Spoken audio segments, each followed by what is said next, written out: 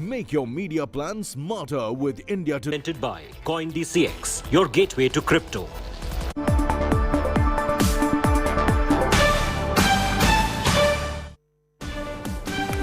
Hello and welcome. You're with us here on Business Today. I'm Abha Bakaya. Here are the headlines. The rupee crosses the 83 barrier, closes at 83.02 to a dollar for the first time, plunges 66 paise against a surging dollar.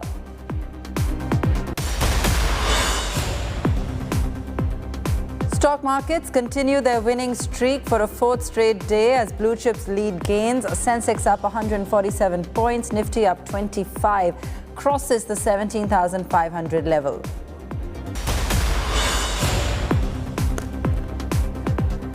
As gold prices drop to a 6-month low, World Gold Council says it sees demand and prices picking up as the wedding season begins in India.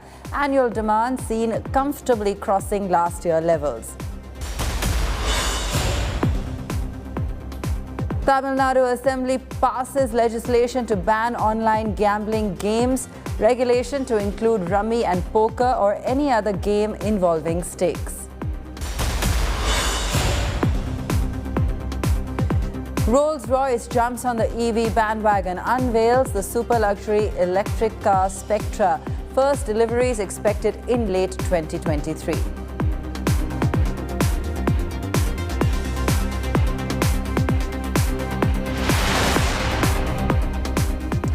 Stock markets continued their winning streak for a fourth straight day. Sensex closed at 59,107, up 147 points.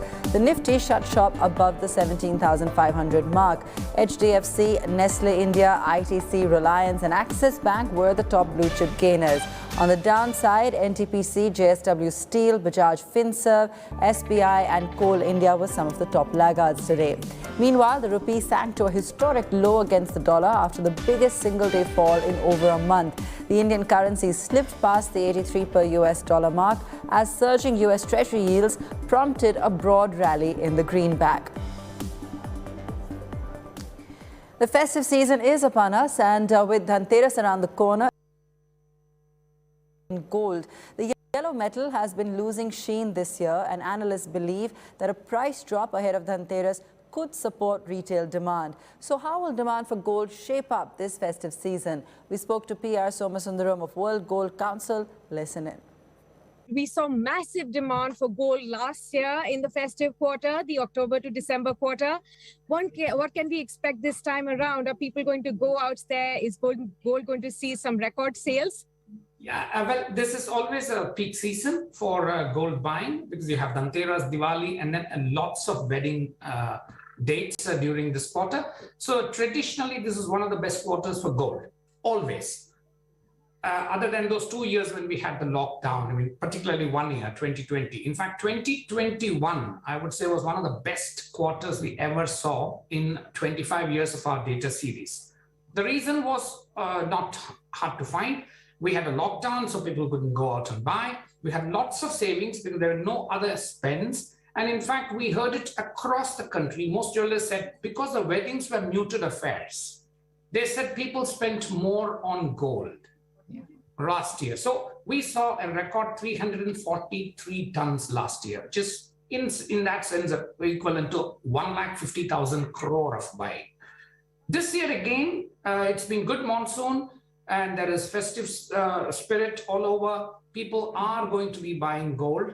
Is that going to be as high as last year is the question. There are obviously some views around it because while the gold prices internationally have come down significantly, we haven't seen much of it in India because still our rupee has depreciated. So that has compensated for the drop in the global price, yet it is soft. So you could see a big surge in demand.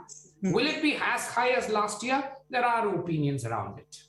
Okay, but what are your expectations on the gold sales in India on Dhanteras when, you know, the maximum buying of gold perhaps happens in India?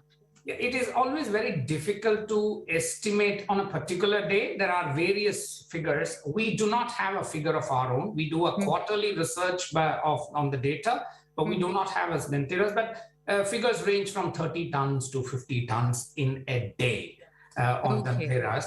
So it is obviously one of the biggest buying occasions, and I would probably think it is one of the biggest buying occasions in the world as well, in terms of gold. Yes. You know what, like you pointed out, that gold prices have been subdued through this year. They are at these 6-month lows. Has that aided the demand so far in this year for gold purchase in India? And could it be reason enough for more Indians to go out there and buy more gold this festive season? See, what we saw in the first half, we look at the calendar year, there was a 7% jump over last year. So first half, we ended with our estimate of 307 tons of gold.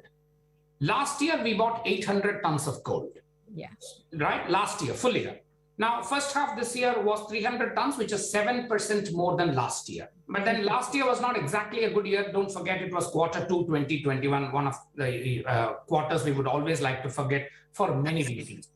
So against that, it is only a 7% growth for various reasons, because inflation and rural economy is still trying to come back, etc.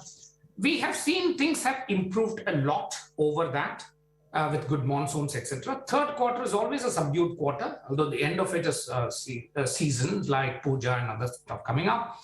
We may see a jump, but I'm not very sure we will see the kind of spurt we saw last year. Because as I said, last year, we had a lot of subdued demand that came out, the new demand. And also people had lots of savings. Now people have started spending more on other stuff as well. They've started holidaying more. Cars have increased. So to that extent, the wallet share towards gold may also be affected at the top end. And at the bottom end, you're seeing stiff inflation. So how these are going to play out in terms of the aggregate has to be seen.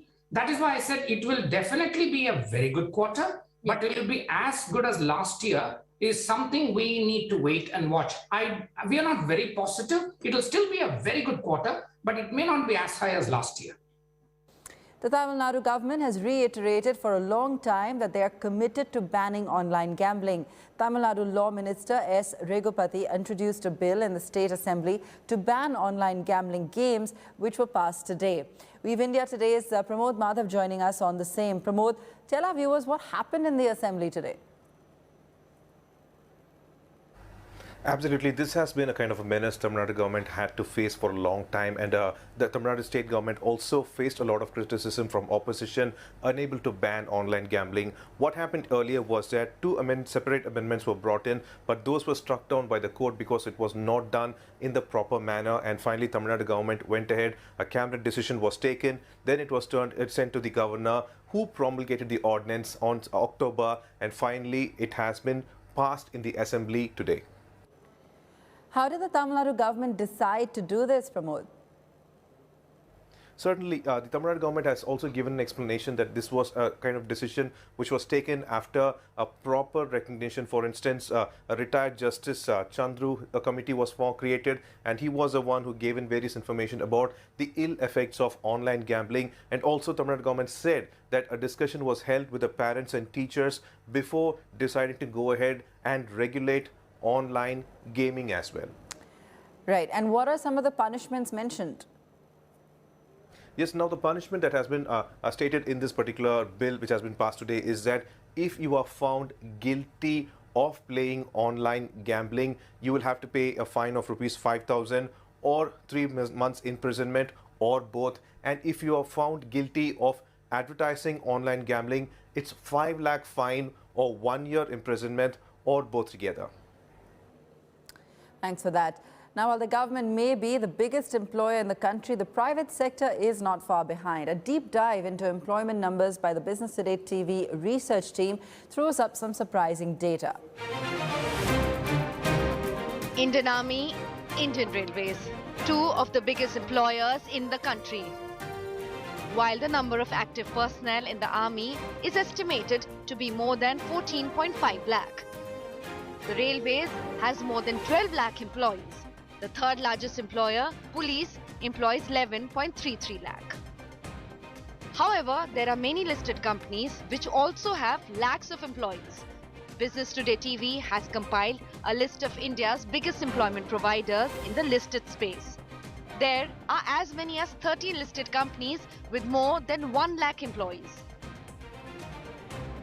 The leader of the pack is Tata Consultancy Services which has 5.92 lakh employees as of March 2022. The second rank is held by Reliance Industries with 3.43 lakh employees. Another IT major, Infosys, follows in the third place.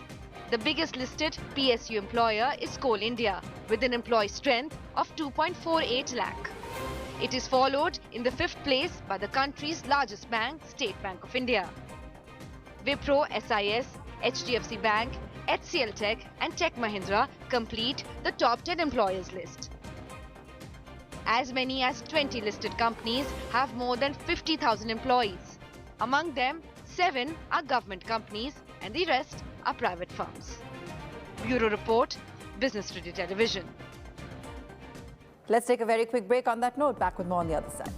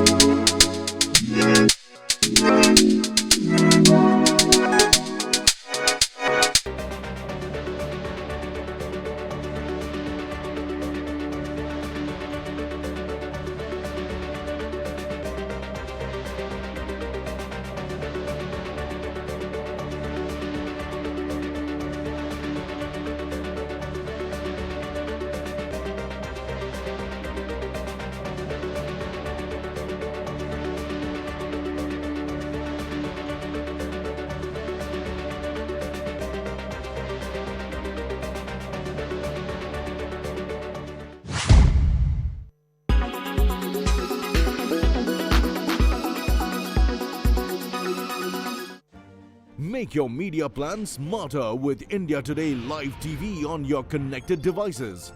Amplify your brand with 100 million smart internet viewers. To advertise, mail us at sales@aajtak.com.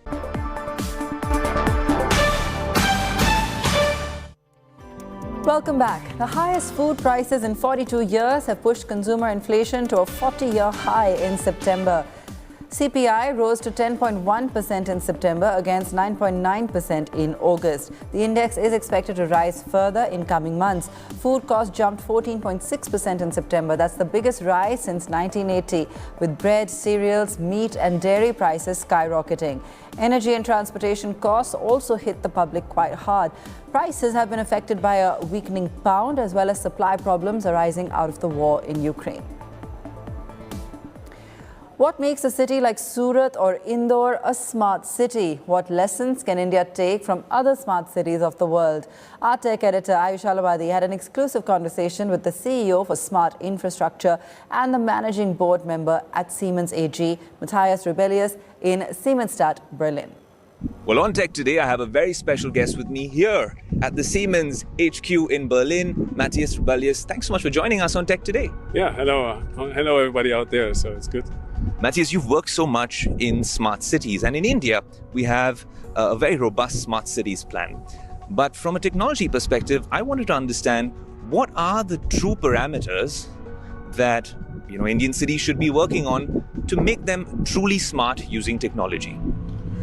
Making more digital and then also more renewable, more sustainable. So how to do this? First of all, we need more renewable energy sources, outside the cities or inside the cities, and connect all of the assets. So we need smart metering, and then also more intelligent grid to manage the complexity and increasing complexity in the low voltage grid, especially with all the e-car charging infrastructure and also the decentral generation that we are having. And this will provide more sustainability in cities.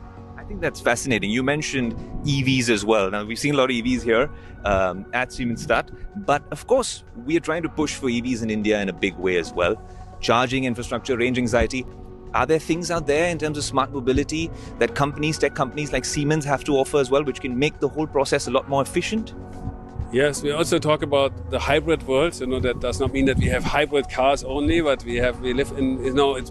There's an evolution of things. So the number of EV cars will of course increase, but not only in the private world, but it's also we talk about autonomous driving. We talk about charging as a service and electrical fleet management, which is a very important point, and also for bus charging, for example. We have in all of these areas we have examples around the world, also in India. And I do see this increasing significantly, and it needs investments also from the cities, the states, and also from private investors. We're standing in front of an iconic historic building, and it's fascinating to see the mix of traditional architecture and all these smart solutions. Is this the way forward for the world? Smart cities similar to this one in Berlin? Especially here, as we are celebrating our 175th birthday of Siemens today here in Berlin at this site, and we are just about to start the refurbishment, one of the largest here in Siemensstadt, where we combine the historic legacy, which we will also preserve for the next generations, with modern technology and making it a net zero, fully sustainable campus, open also for where people live and work. Have also research and develop and deploy the technologies for the future, where we also will be supporting for the next 175 years as one of the most relevant tech companies in the world. Matthias, thanks so much for speaking to us. An absolute pleasure to have you on the show. Thank you. Here's what else is making news in the corporate world. Nykaa parent company FSN E-commerce Ventures has nearly erased all gains that it made after its bumper listing last year. The company's share today touched a new low of 1,130 rupees per share, just 5 rupees shy of its issue price of 1,125. SpiceJet announced a 22% increase in the salary of its captains completing 80 hours of flying a month. The increased salary effective November will be 7 lakh rupees per month, more than their pre-COVID salaries. The much-awaited Paris Auto Show is back again after 4 years. However, things are still not the same, especially for a sector hit hard by COVID and its aftermath. Those expecting the Paris Auto Show to return to its past glory were a disappointed lot.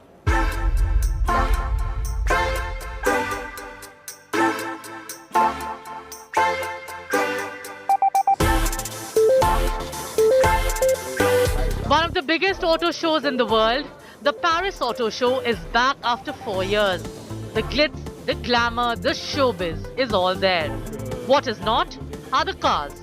The biggest players in the world, some from right next door to France, are conspicuous by their absence.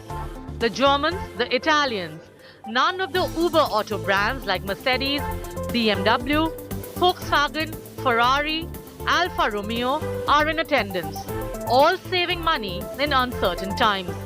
The only cars present are the local brands like Renault and Citroën, leaving the spectators disappointed. Déçu, très déçu. Disappointed, very disappointed. I come very often, nearly every edition of the show, but I think it's the last time I come. It's as if someone wanted to stop us liking cars. I think all the ingredients are there for that. It's the electric cars which are everywhere. EVs made for city commute, for daily use, riding the recent wave of popularity. The dip in interest is so acute that the organizers have limited the show to just a week instead of the 3 weeks it normally was. I have just arrived here, so I haven't seen everything, but what I have seen so far is all electric.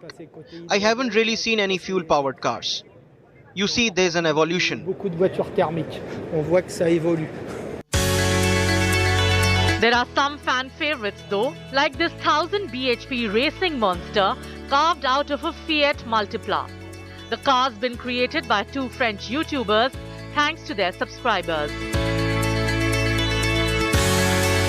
Warner Brothers also presented their Bat-Sickle, a prototype which will feature in their next game release, Gotham Knights, another monster which will never reach the streets. Bureau Report, Business Today TV. Rolls-Royce has taken the cover off its first all-electric vehicle, the Specter, an ultra-luxury coupe with an estimated range of 520 kilometers. The car will hit the roads late next year. And the price tag, enough to make even the wealthiest choke on their tea.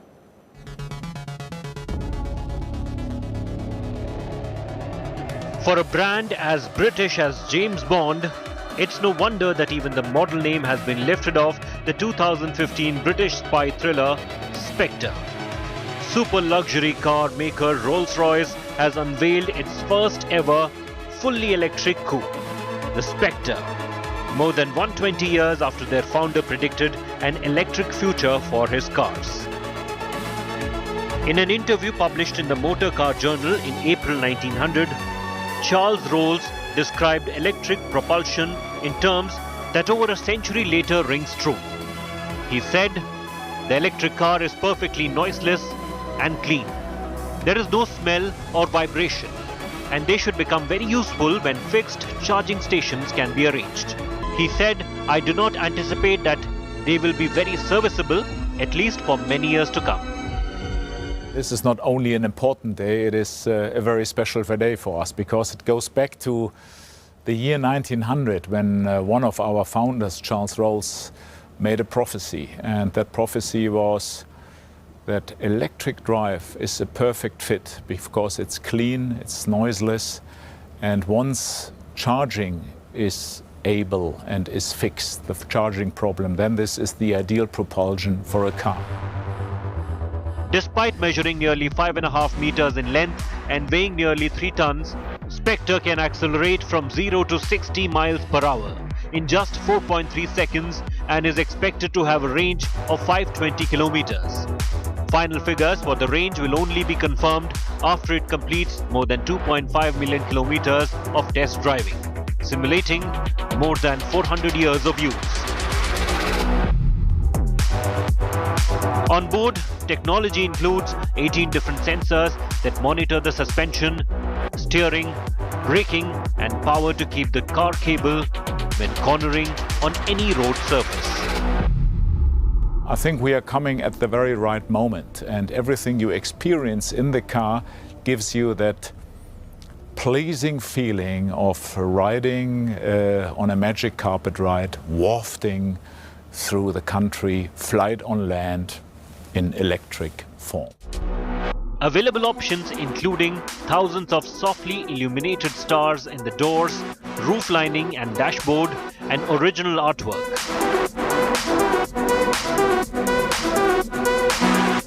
The company has not disclosed the price, but has said it will be positioned between the Cullinan, its luxury SUV, and the classic Phantom, putting the tag at around $400,000 US. Though with extras and customization, the sky's the limit. Bureau Report, Business Today Television. That's all for now, but we leave you with these images from the Paris Auto Show of a life-size replica of the Lamborghini Sian supercar built entirely of Lego plastic pieces. As many as 400,000 Lego bricks were used to piece together this gorgeous car. It took 135,000 man-hours by a team of 15 to design and build the car, which weighs over 2 tons. Visitors to the Paris Auto Show will be able to play with a touchscreen which triggers the sound of the engine and controls and lighting in and around the car. For those who can't afford the real thing, Lego Technics offers a 1/8 version of the car for €450.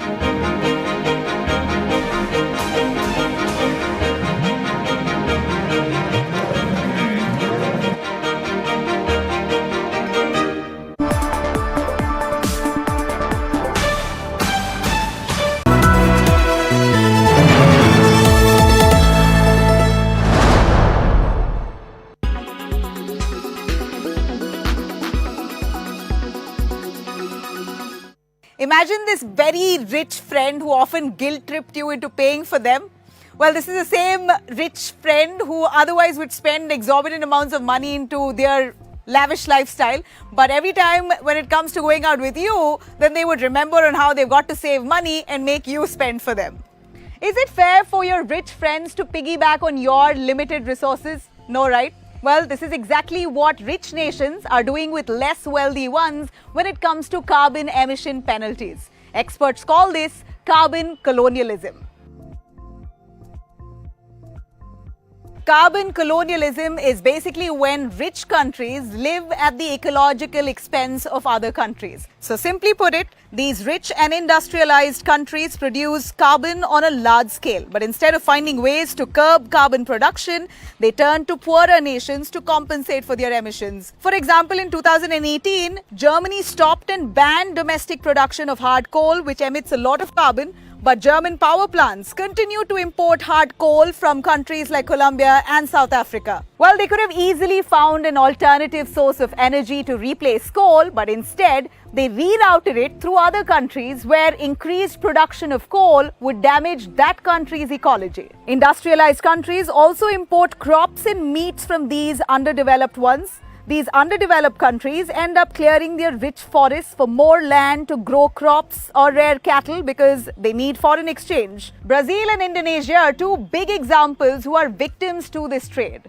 Now the question here is this different from colonialism, where rich countries siphon off resources from countries of the global south? The chain reaction that is being set off during the process is also causing human rights violations. A study has earlier estimated that nearly 22,500 Ugandans were evicted from their homes for a UK-registered company to create timber plantations for carbon offsetting. Carbon offsetting allows countries to balance out the carbon that they've emitted by investing in projects like planting more trees that reduce carbon. Well, you heard it. This is a classic example of what carbon colonialism really means. It not only erodes the food and resource security of these poorer nations, but also hectically disrupts the nation's ecology.